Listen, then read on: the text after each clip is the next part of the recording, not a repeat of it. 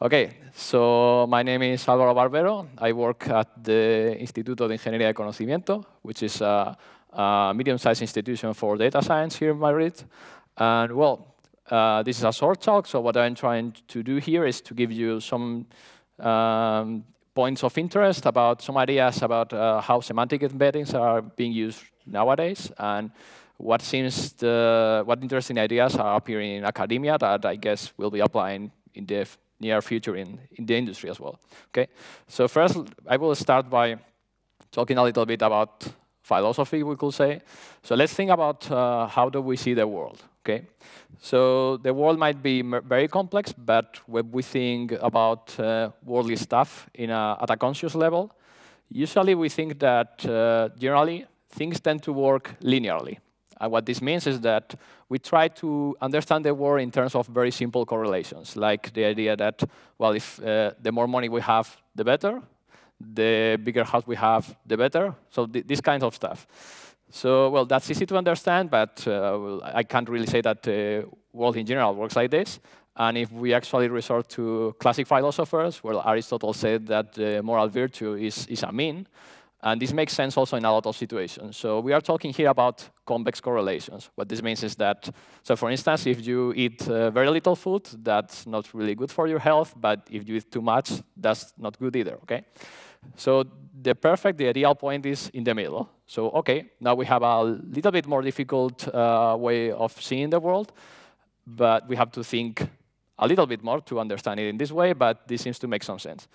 But the thing is that then what happens is we find actual nonlinear correlations in the real world. And if you try to explain a plot like this to somebody else, you will end up saying something like this. So as you can read it, so few is bad, but if you have slightly more of these things, then you are at the optimum point. But if you skip this sweet spot, then you are doing terribly bad, and then you are incrementally improving until you reach a point in which you make it worse again, and then you can continue growing, and then you keep doing so-so, okay? And if you give this explanation to anybody, well, he will be extremely confused, and that's understandable. So the thing is, of course, when we are actually trying to explain some phenomena, we don't want explanations like this. But the issue is that, well, shocking news, the real world is nonlinear, unfortunately. So the problem is, at a conscious level, we are usually trying to understand things with simple rules, but the world is not simple. So we usually have this same dilemma when we work as data scientists and we try to build predictive models from some data. So we have generally two choices. Either we'll build a linear model out of our data, and the key point, the interesting things about linear models is that they are very easy to explain.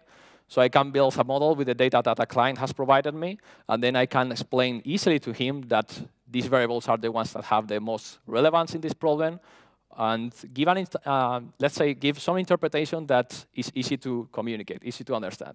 But the problem, of course, is that if the things I'm trying to model are nonlinear, then I have some gap there, and there are some behaviors that I will not be able to represent faithfully. And then I have the other choice. The other option is to use a nonlinear model. And the good point of using nonlinear models is that now I have a more fitting representation to the reality, to the data that I'm looking at. But the thing is that now when my client asks me, OK, this model works, but I need to know why it works. So you can't just hand me a black box. I want to get some insight on what's going on. And that's not something easy to do. Even if I was the one that built the network, I can't really tell why the network is giving good predictions. So usually you have to choose between these two. And well, the surprising thing is that, as I said, it seems like the world is very complex. And still, we think about the world in very simple relationships, and we still are functional as living beings, I will say. And the key is that it seems, yeah? OK. Here, you can hear me well? Right. So it seems like the brain is doing a very neat trick here.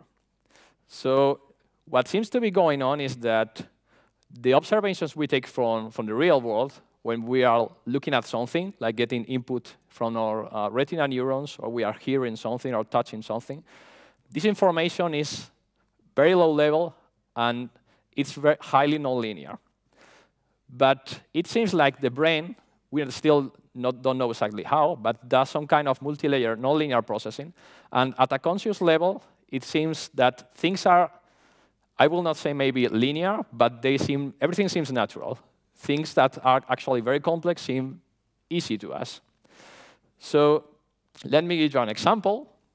So if you take a look at these three pictures, and I ask you to, OK, let's order these pieces of art by art quality. And well, there might be varying definitions of art quality, but most people will agree that this is the order. Aleph, of course, this first picture here was drawn by your daughter, and then you might change your opinions. But if it was drawn by somebody else's daughter, then it's OK. Okay? So that's more or less the thing. You can produce this ordering, this kind of linear ordering, very easily. But actually, the processing that your brain is doing is very complex. Because to take this decision, you're actually analyzing colors, you're analyzing textures, you're analyzing like proper anthropomorphic proportions, this kind of stuff. And that's not something that you can explain in terms of linear or convex relations. There are a lot of nonlinear processes taking place there. Well, the thing is that how can we actually emulate this? So we want a model that takes your data and performs some kind of transformation and puts our data in some space in which we can think in terms of linear relationships, and we can do operations that seem natural to us. So you probably guessed that the answer is deep learning. It's just like deep learning is the answer to everything these days. It really isn't, but for this problem at least, it seems to work quite well. So the idea is that we are going to take these same low-level observations that our brain actually takes, like visual inputs. We are going to process the information in several nonlinear layers of abstraction. And the key idea is that the objective is at the top level of the network, we'll have a numeric, a vector representing this piece of data.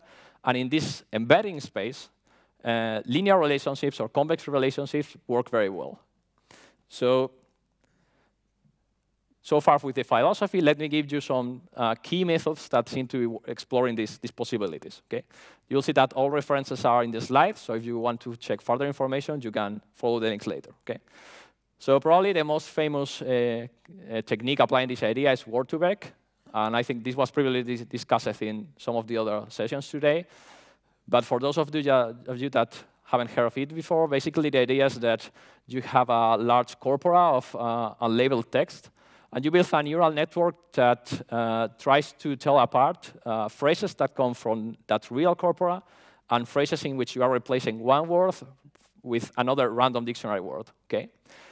And if you train this, what happens is that, well, the network is solving a classification problem that is not really meaningful, but the representation that appears in the hidden layers of this network is actually a very useful embedding. And if you perform clusters of these vectors there, you will find that words with similar meaning appear close together.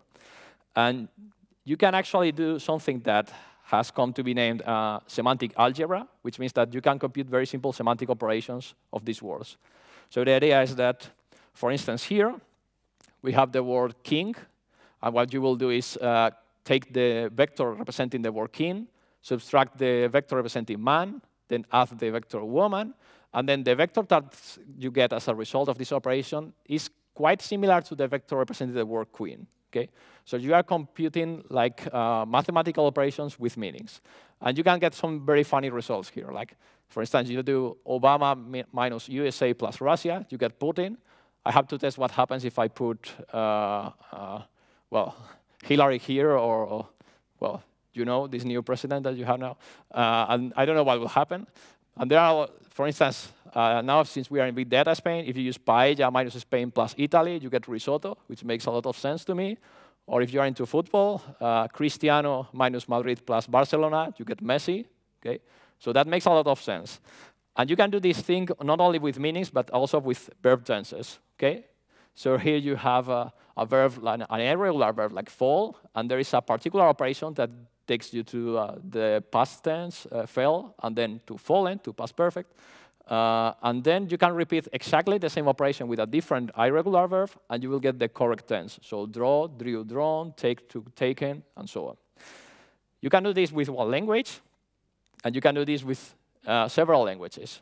So in this another paper by Soccer and company, but they used the same technique, but they added a new constraint, which means that words from different languages that have the same meaning should have embeddings that are close together. Okay? So they tried this idea with English words and Mandarin words.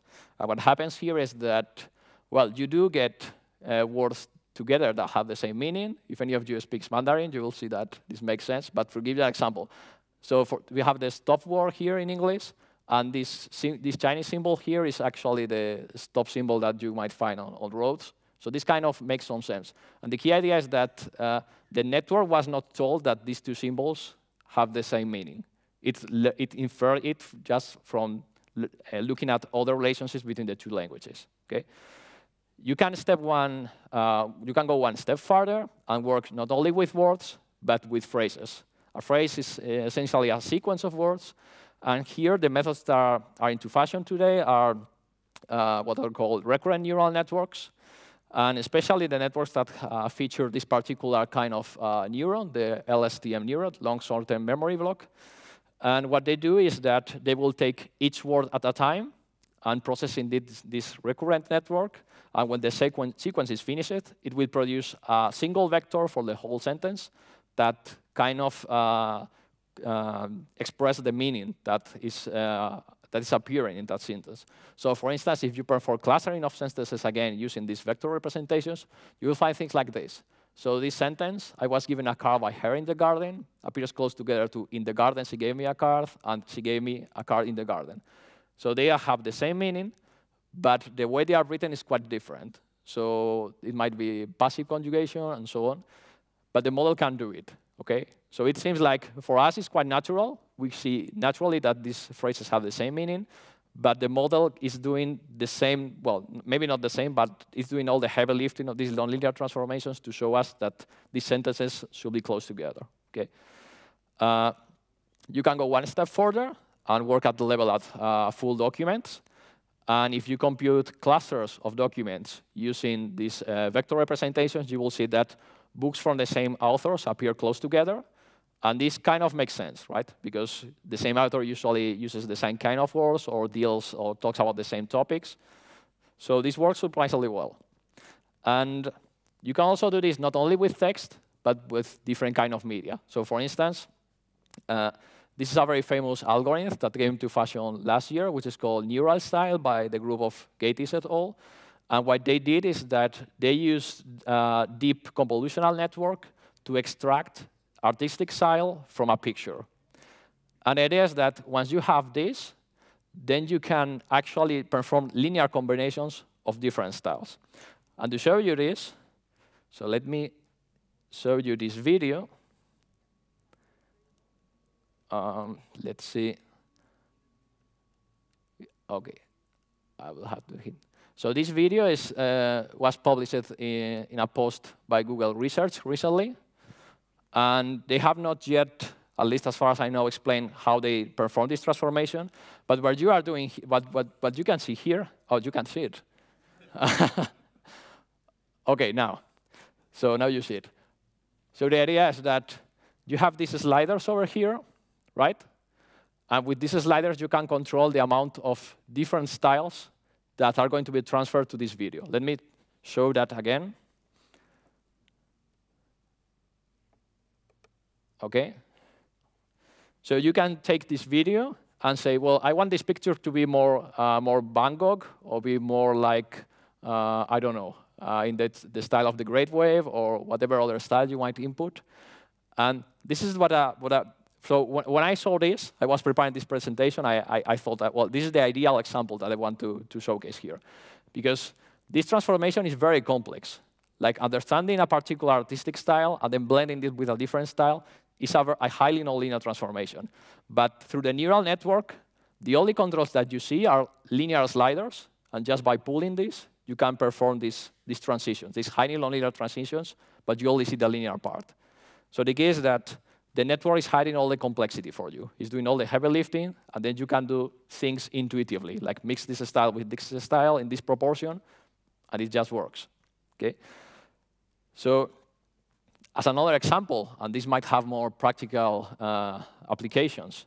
So this was another paper from last year by Bell and Bala, and they showed that you can actually use a deep convolutional network to compute similarities between photos of pieces of furniture, with the particular thing that they used two kind of data sources. They used these kind of photos, which you might find on websites or on catalogs. So this is like the ideal photo of this piece of furniture. And then photos in which you find the same pieces of furniture in actual houses. Okay? So they tried to pull these two things together. And what happens now is that if you train the network to do this, you can now query this network to find similar pieces of furniture or other houses where the same furniture appears. So as you can see here, you can input this chair. This will go through the several layers of nonlinear computation in this highly nonlinear network. And then in the embedding space, you just have to find vectors that are close to the original one. And then as you get as a result, different photos of houses that show this particular piece of furniture at different angles, at different shades of light. So this seems to be working quite well. And the other request that you can do is input a piece of furniture and then find other pieces that are visually similar or follow the same style. Okay? So again, the idea is that the nonlinear network is doing the heavy lifting. It's computing all these kind of transformations that seem similar, that seem easy to us in our brain, but actually this is implementing some kind of subconscious. So you only have to work at the conscious level of the embeddings.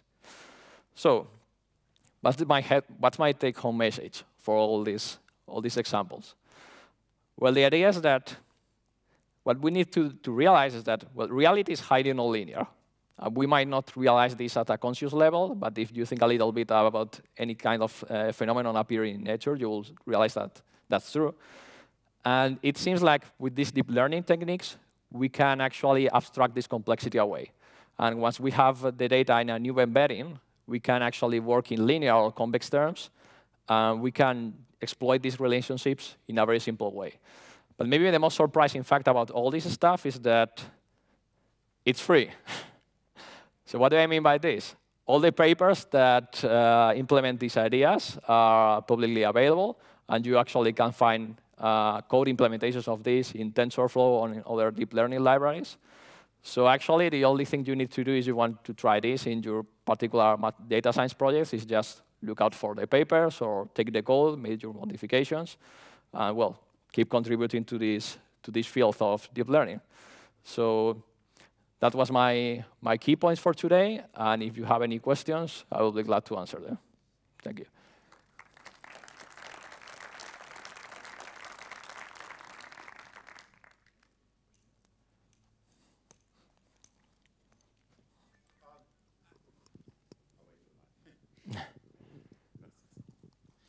I was curious about text embedding, and I'm interested if you've seen any benefit to doing pre-processing on the text before it is fed into a kind of vector representation.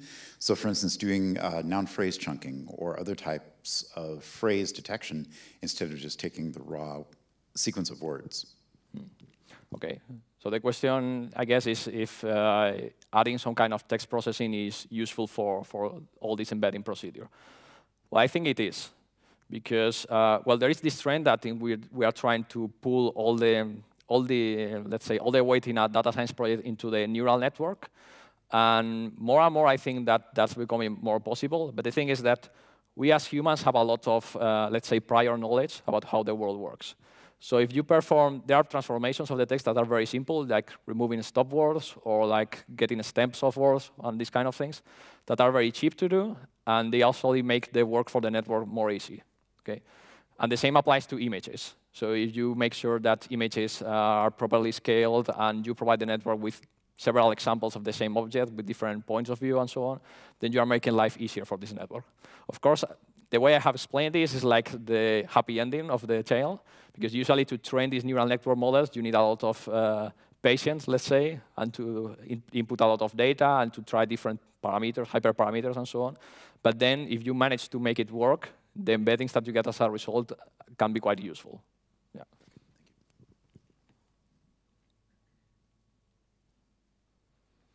Okay, any other questions? Yeah.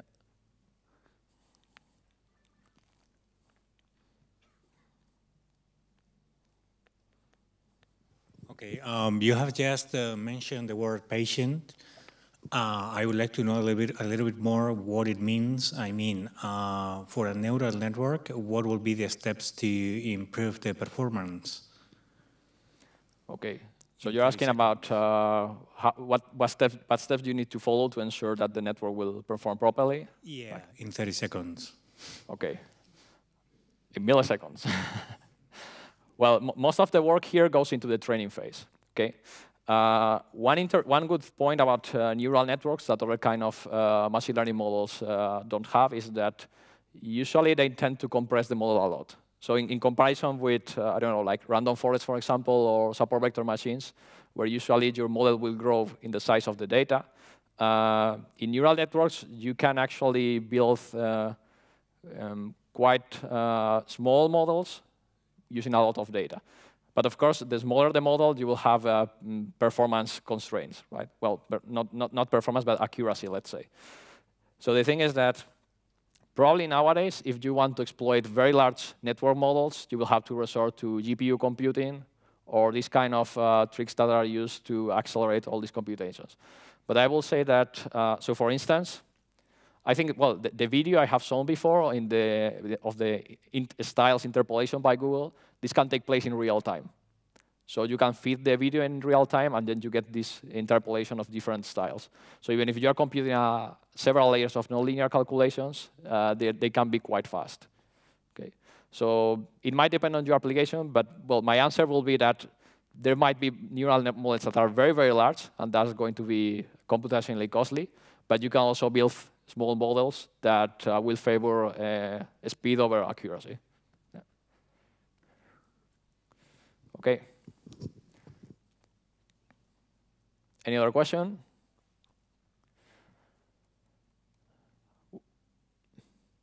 Okay, so I will be tomorrow again here at Big Data Spain. So if you have interest in any of these topics, we can talk about in the coffee break or when you see me. Okay? So thank you again.